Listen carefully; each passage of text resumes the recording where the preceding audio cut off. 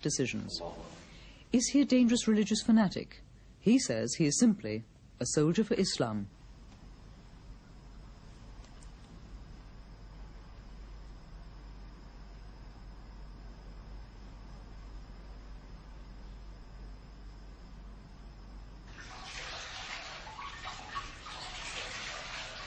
Like all good Muslims, Gaddafi's day starts at dawn with prayer. Here he performs the ritual ablutions which symbolize a spiritual cleansing before he can talk with his God. He's a fervent believer in Islam and religiously follows the moral code of the Quran, Islam's holy book.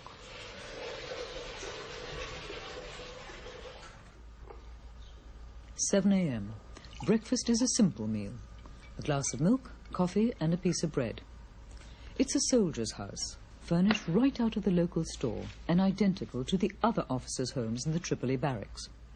But this is no ordinary soldier. This is the mercurial strongman who is dragging Libya from the poverty of the Middle Ages into the oil technology of the 20th century, according to a code of conduct 1400 years old. He grew up tending his father's camels and goats. His parents were illiterate Bedouin, and it was here that Gaddafi's concern was kindled for the poor of the oasis in the desert interior. Today, his parents still live here in a tent. His parents' austerity is part of Gaddafi's showmanship as the champion of the simple and virtuous in Bedouin life. But their tent is supplied by the army, and there's a water bowser and an air-conditioned caravan outside. It was here at his mother's side that the young Gaddafi's great devotion to Islam was founded and nurtured. I asked them what Gaddafi was like as a child. His father said that he was a pious little boy who never forgot his prayers, and that he was reserved and shut in on himself. At primary school, we were too poor to pay for lodgings, so he slept in the mosque and walked home 20 kilometers through the desert every weekend. His mother had only one complaint. Her son insists that they remain in their tent until every Libyan is properly housed.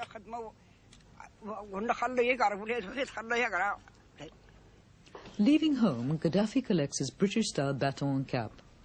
He was briefly in Britain on a 6-month signals course in 1966. No guards snap to attention as he walks through his scruffy garden. Its unmanicured lawns littered with children's toys. He's 35, twice married, and has 5 children. There's no bulletproof Bentley waiting. Instead, he drives himself to work in a simple Peugeot 504, identical to the thousands of other Peugeots flooding Tripoli. He ignores personal security and often, unannounced, drives off alone into the country to meet his people. He doesn't drink, as the Quran demands, nor smokes. He's a good-looking man with a gaunt and anxious look. Revolutionary Command Council headquarters in the heart of the barracks is the powerhouse of the revolution.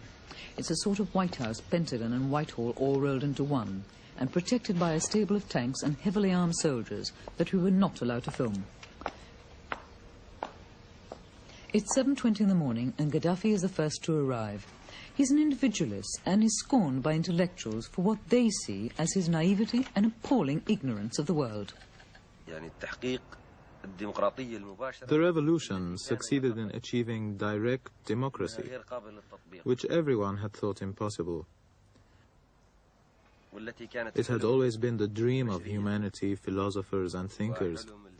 But because they thought this was impossible, the people were subjected to dictatorial rule by the party, or parties, by the individual, the class, the tribe, or the family. We have now achieved direct democracy in a practical form. Committees and syndicates are now to be found everywhere, and these meet annually to decide social policy. And thus we see the end of what is called traditional government and the end of all authority other than the people's authority.